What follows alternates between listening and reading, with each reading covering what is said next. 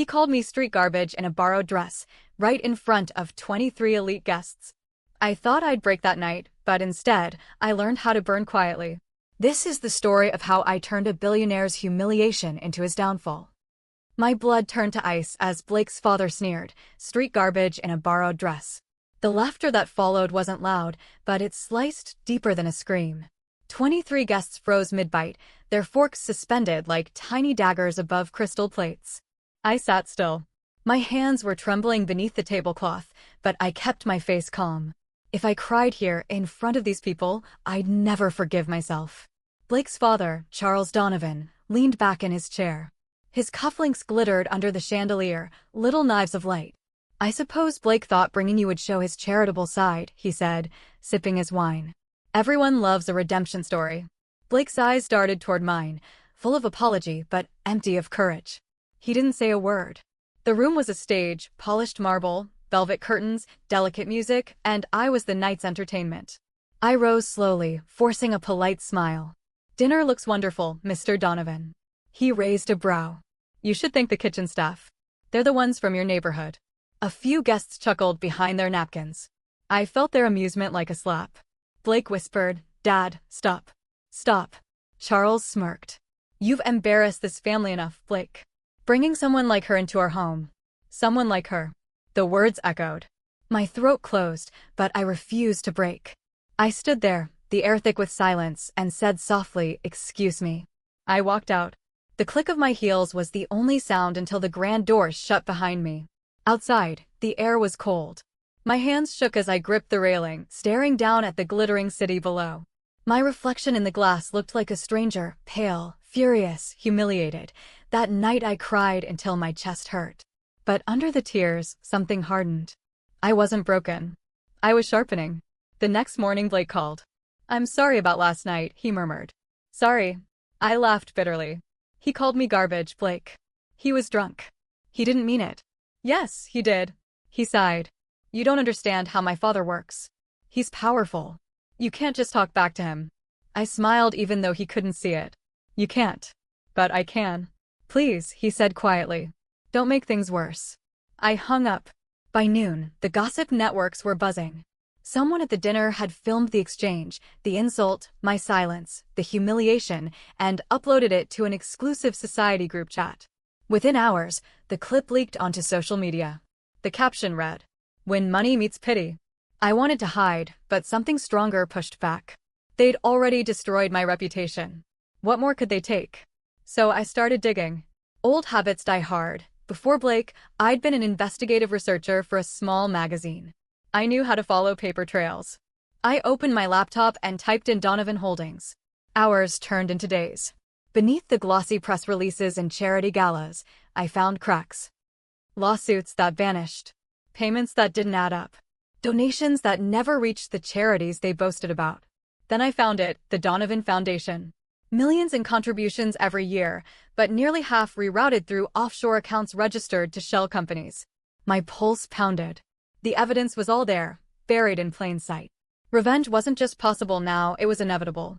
A week later I dressed in black, simple, elegant, unborrowed, and went to the restaurant where the Donovans dined every Thursday. The maitre d', a kind man named Eric, recognized me. "Miss, are you sure?" "Yes," I said. "Table for 3. They were already there. Blake's back was to me, but Charles noticed instantly. His smile was cruel and practiced.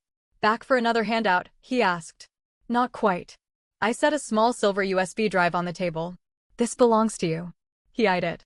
"And what is this supposed to be?" "Proof," I said softly, "that the saint of the Donovan Foundation steals from the people he pretends to help." He laughed, too loud, too brittle. "You're bluffing." I leaned in. "Am I?" For a heartbeat, the arrogance cracked. His knuckles whitened against the tablecloth. Blake stared, confused. "Leave us," Charles ordered. I didn't. "You humiliated me in front of your world, Mr. Donovan. I think it's only fair they finally see who you are." Then I walked away. That night the story broke. Anonymous documents. Screenshots. Bank records. Every major outlet picked it up. Billionaire charity scandal. Millions missing. Reporters swarmed the mansion gates. Donors withdrew funding. The empire that had mocked me began to crumble in real time. My phone buzzed relentlessly. Blake's name appeared over and over. I didn't answer. When he finally showed up at my apartment, he looked wrecked. You did this. I revealed the truth. You destroyed us. No, I whispered. Your father did that the night he decided power meant cruelty. He rubbed his face, exhausted. You could have talked to me. I tried, I said quietly. You told me not to make it worse. He had no answer. I loved you, Blake, I admitted. But you stood by while your father tore me apart. You let his silence become yours. He swallowed hard. He's finished now. Everything's gone. Then maybe, I said, it's time you learn what it feels like to start from nothing.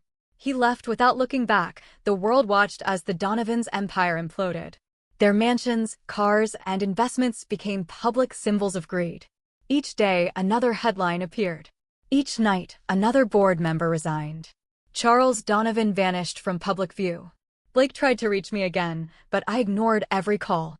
I wasn't ready to hear his apologies, not when he'd chosen silence when it mattered most. I thought that would be the end of it. But revenge, it doesn't end cleanly. One evening, I came home to find my apartment door slightly open. My stomach dropped. Inside, the lights were off, except for one lamp, glowing over the table. A familiar figure sat there, uninvited. Charles Donovan. He looked older, thinner, gray at the edges, the arrogance stripped away. Nice place, he said softly. Modest. Quiet. I didn't answer. He gestured to a chair. Sit. I didn't move. How did you find me? He smiled faintly. You think you can ruin me and hide behind a new address? I built this city's networks, sweetheart. I can still find a rat in the walls. My pulse raced, but I didn't show it. If you're here to threaten me, you should know I left copies of everything with journalists. Anything happens to me, the rest of it goes public. He chuckled, dry, bitter. You think I care about the rest? There's nothing left to lose. Then what do you want? I asked quietly. He looked up at me, and for the first time, I saw something I never expected. Shame. I spent my life building walls, he said. Money, control, fear, it all kept people like you out. But you broke through.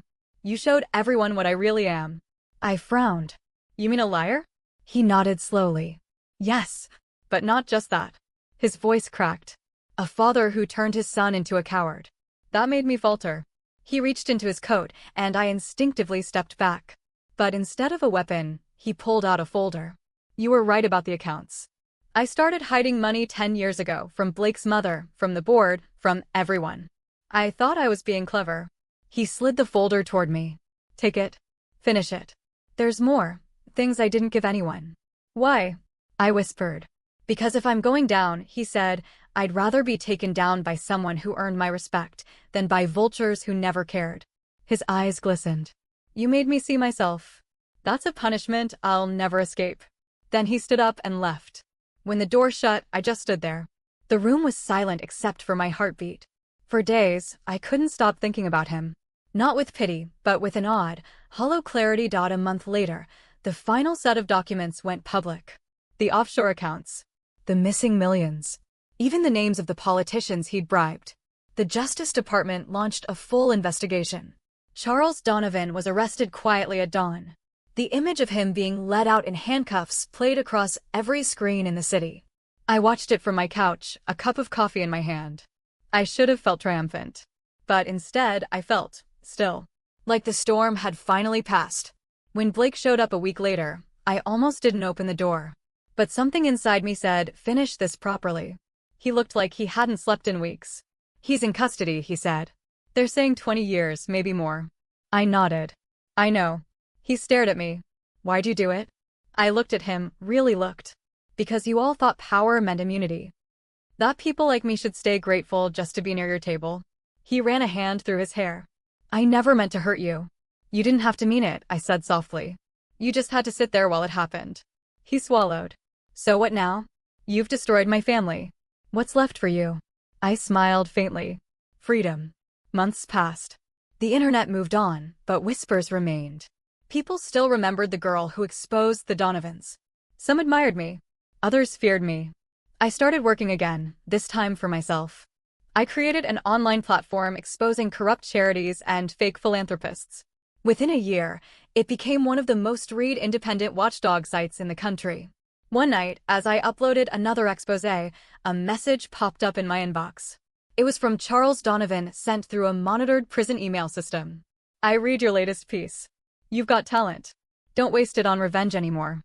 Use it for justice. There's a difference. I stared at the words for a long time. Then I typed back. Justice is why I started. Revenge is what made me brave enough to finish. I never heard from him again. A year later, I walked past the same mansion where it had all begun. The windows were dark, the driveway empty. A for sale sign leaned crookedly near the gate. I stopped there for a while, looking through the iron bars at the house that had once made me feel small. Now it looked smaller than ever. My phone buzzed, a new message notification. This time from an unknown number. You turned humiliation into power. Don't forget who you are. No name. No reply option. Just those words. I smiled. Maybe it was Blake. Maybe it wasn't. Either way, I didn't need to know. Because I finally understood, revenge wasn't about destroying someone else's life. It was about reclaiming my own. I took one last look at the Donovan estate, then walked away. The wind was cold, but it carried something new with it, peace. And for the first time in a long time, I didn't feel like street garbage. I felt unstoppable. They tried to destroy me at their dinner table. But I built my own and the world watched them starve. Remember, sometimes revenge isn't about hurting them. It's about showing them you never needed their